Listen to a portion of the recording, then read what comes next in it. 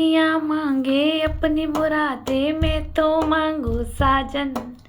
रहे सलामत मेरा सजन और सजना का आंगन। इसके सिवा मैं रब से कुछ भी मांगू ना।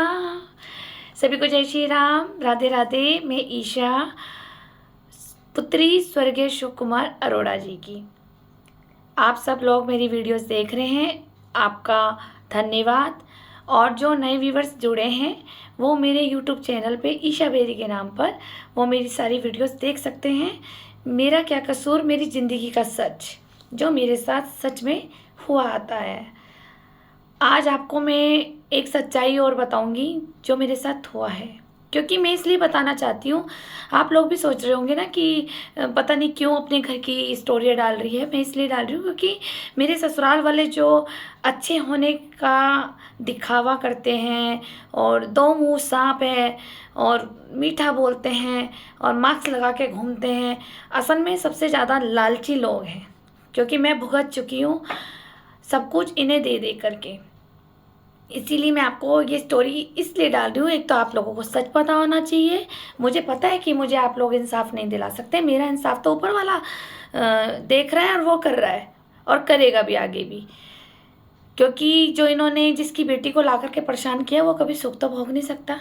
मुझे परेशान किया है, मैंने भोग लिया हंसते हंसते।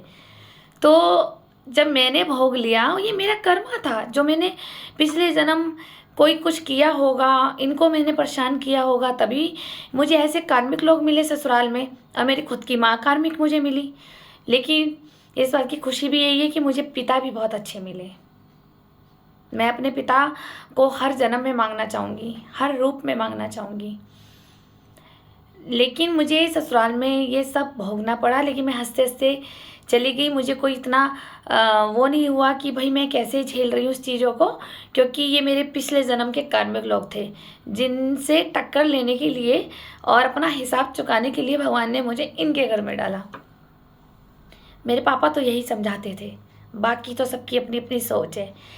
चलिए आपको मैं आगे की स्टोरी बताती हूँ। आप लोग मेरे वीडियोस देख ही रहे हैं, मेरा क्या कसूर, मेरी ज़िंदगी का सच। लास्ट वीडियो आपने देखा ही होगा, रक्षाबंधन पे था। रक्षाबंधन स्पेशल, क्योंकि मेरी ज़िंदगी का सच है तो ये ससुराल का भी आएगा और कभी मेरे मायके का भी आएगा। जो मेरे साथ टाइम टू टाइम जो मेरे साथ घटनाएं हुई हैं या जो मेरे साथ परेशानी पैदा हुई, मैं उस चीज़ को बताना चाह रही हूँ ताकि आप लोग इसे सुने और समझें कि ऐसा भी होता है। कई बार बेटियां अपने मायके में नहीं बता पाती। कई बेटियां हैं जो अपने माता पिता का मुंह देख करके चुप हो जाती हैं कि क्या बताएं, इन्हें शौक लग जाएगा। तो उन्हें आप समझ पाएंगे कि ऐसा भी होता है कि जो मेरे साथ हुआ है कि ऐसा भी हुआ होगा या ऐसा भी हो सकता है। तो आप अपनी बेटियों को, बहनों को आसानी से पढ़ सकते हैं। और ऐसी ऐसी प्लानिंग प्लॉटिंग जो मेरे ससुराल में हुई है, तो आप लोग और समझदार और हो जाएंगे कि ऐसे भी प्लानिंग प्लॉटर वाले होते हैं। अभी तो हमने खाली सीरियलों में, फिल्मों में और सावधान इंडिया और क्राइम पेट्रोल में देखा था, लेकिन मेरे साथ तो रियल हुआ है ये। इसलिए मैं आपको अपनी ज़िंदगी का सारा सच धीरे धीरे धीरे बताऊंगी। बीच में 2-3 दिन का मैं गैप कर लेती हूँ क्योंकि मेरी तबीयत ठीक नहीं रहती है। मुझे ऑटोइम्यून डिजीज़ सिस्टेमेटिक लूपस है, जिसके कारण मुझे थोड़ा सा गले में कभी स्वेलिंग हो जाती है, तो कभी कुछ दिक्कत होती है, तो बोलने में दिक्कत होती है, या फिर मैं कभी बिज़ी भी होती हूँ तो मेरे पास टाइम नहीं लगता। तो मैं डेली भी अपडेट नहीं करती हूँ अपनी वीडियोस। जब भी मुझे टाइम लगता है तो मैं ज़रूर आप लोगों के बीच में शेयर करूँगी ताकि हमारे समाज की बहू बेटियाँ बचाई जाए। लेकिन कहाँ बच रही हैं? किसी का बलात्कार हो रहा है, किसी अभी वो डॉक्टर के साथ हो गया, अभी एक देहरादून का कांड हो गया। देहरादून में भी जो बस जा रही थी वो सुनने में आया कि 16 साल की बच्ची के साथ गलत हो गया।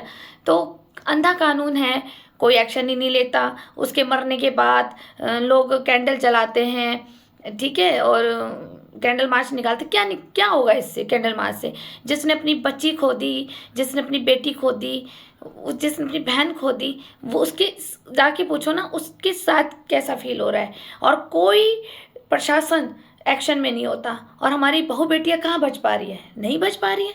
तभी तो हमारे ससुराल जैसे रूमा बेरी जैसे सासें बन चुकी है। अगर इन लोगों के लिए क्राइम के लिए अगर इन लोगों के लिए कानून अच्छा बन जाए तो मुझे नहीं लगता कि जल्दी से कोई बहू वहाँ परेशान होगी।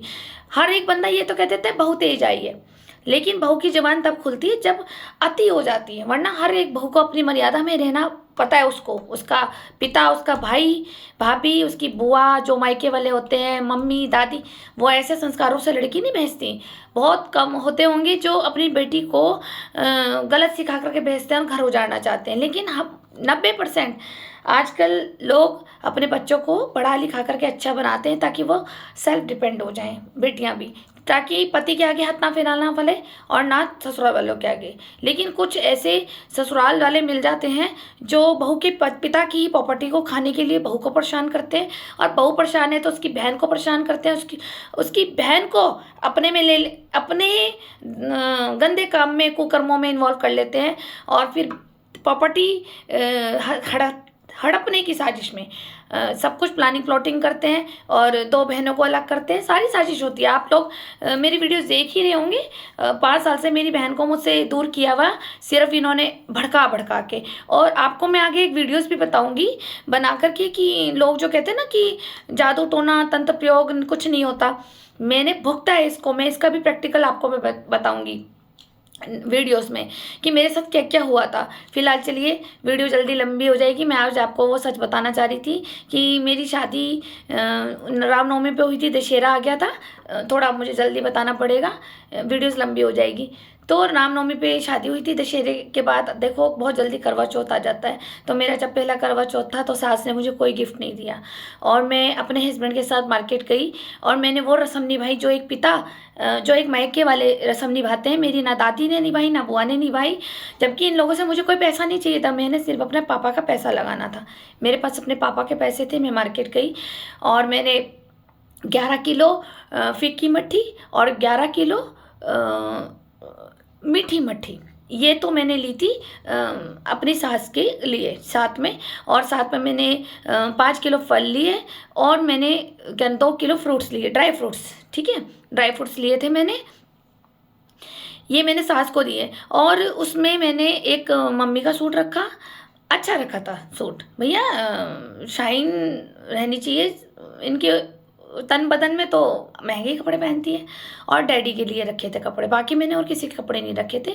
बाकी मैंने क्या करा कि मम्मी को साथ में 11,000 रुपये दे दिए थे। मैंने कहा ये 11,000 रुपये है, ये आपके कपड़े हैं, डैडी के कपड़े हैं, 2 किलो ड्राई फ्रूट्स है, 5 किलो फ्रूट्स हैं, क्योंकि वो तो हमारे घर में भी लग जाते हैं जब मैं वहीं रह रही थी। और 11 किलो फीकी मट्ठी, 11 किलो मीठी मट्ठी आती है। और मैंने 1 किलो ली थी फैनी, और बाकी जो एक मिट्टी के वो चीनी के वो घड़े बने आते हैं जो पंजाबियों में दिए जाते हैं, 21 घड़े वो ले लिए थे मैंने। मेरे को जहाँ तक लगा, क्योंकि घर में यूज़ तो इतना होना नहीं था, मीठा खाता कौन। और बाकी मैंने 5 किलो बीकानेर की मिठाइयाँ ली थी, जिसमें हमने अच्छी मिक्स कराई थी, काजू कटलेट और चॉकलेट वाली, दोनों मिक्स करा करके हमने वो 5 डब्बे मैंने रखे। और मैंने ये कहा कि भाई ये सब सामान आप ले लो, और बाकी आपके ये दोनों बेटे, दोनों बहुएं और जो भी बच्चे, इन सबको पैसे बांट देना, क्योंकि 11,000 आपको मैं दे रही हूँ। इसमें से आपको जितने देने हैं, 500 देने हैं, 1,000 रुपये देने, आपकी इच्छा है। क्योंकि मैं अलग अलग लिफाफे बनाऊंगी तो आपको बुरा लग जाएगा कि अभी भी अपने परिवार में आ गई तो भी ये अलग अलग लिफाफे बना के दे रही है करवा चौथ के। मैंने 11,000 रखे, बाकी सारा सामान रख दिया मैंने। और मैंने ये तक भनक लगने नहीं दी कि ये मैं लेके आई हूँ अपने पापा के पैसों से। कौन रस्म निभाएगा, कोई भी नहीं रस्म निभा रहा था।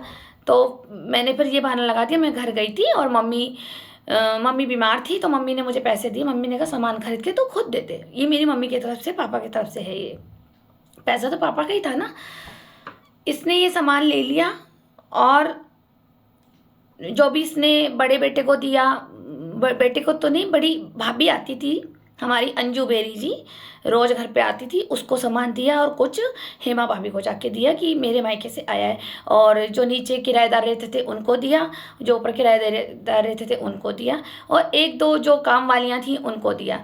इतना मुझे पता है। बाकी मैंने बड़े जेठ, दोनों जेठ और जेठानियों के लिए कपड़े नहीं बनाए थे, क्योंकि मेरी मम्मी को भी तो जीवन व्यतीत करना था, तो मैं सारे पैसे को ही ख़त्म कर देती। सिर्फ कपड़े मैंने अपनी सास और ससुर के बनाए थे। बस मैं आपको ये बताना चाह रही थी। अब मैं आपको बता रही हूँ, उस दिन जब करवा चौथ था, मेरा पहला करवा चौथ था, पहला करवा चौथ। इस औरत ने मुझे मेहंदी लगाने के लिए नहीं भेजा, बल्कि कीप दे दी कि ये तू अपना आप लगा ले।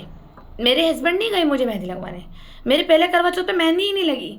दूसरी, मैं सारा दिन घर में काम कर रही हूँ और मैं खुद ही खाना बना रही हूँ। वो अच्छी दिन याद है मुझे, मैंने मटर पनीर बनाया था और गोभी आलू की सब्जी और रायता था और क्या ना बोलते हैं, हलवा था। बाकी इसने रोटी बनवाई।